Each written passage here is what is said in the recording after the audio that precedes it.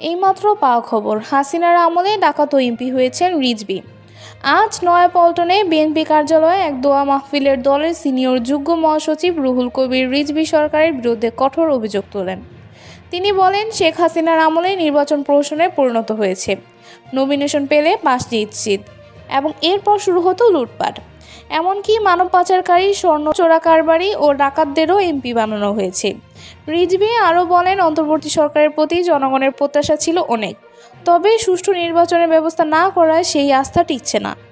আওয়ামী লীগের নেতাকর্মীদের বিরুদ্ধে নানা অভিযোগ তুলে তিনি বলেন, নিউ ইয়র্কে প্লট ফ্ল্যাট থেকে শুরু করে দেশের দখলবাজি পর্যন্ত কোনো অপরাধই বাদ রাখেনি তারা।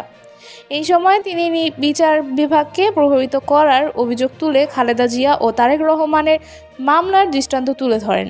তিনি বলেন, ন্যায় বিচার ভুলুণ্ঠিত হয়েছে আর অন্যায়কারী বিচারকদের পুরস্কৃত করা হয়েছে। দেশে অপরাধের মাত্রা বাড়ার জন্য প্রশাসনকে ব্যর্থতাকেও দায়ী করেন রিজভী।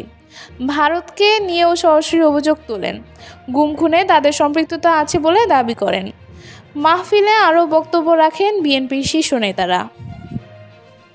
আপনার মতামত আমাদের জানাতে কমেন্ট করুন এবং আমাদের চ্যানেলটি সাবস্ক্রাইব করতে ভুলবেন না। ধন্যবাদ।